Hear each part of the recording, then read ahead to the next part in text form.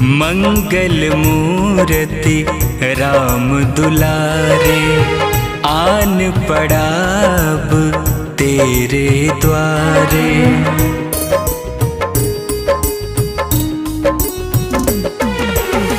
मंगल मूर्ति राम दुलारे, आन पड़ाब तेरे द्वारे।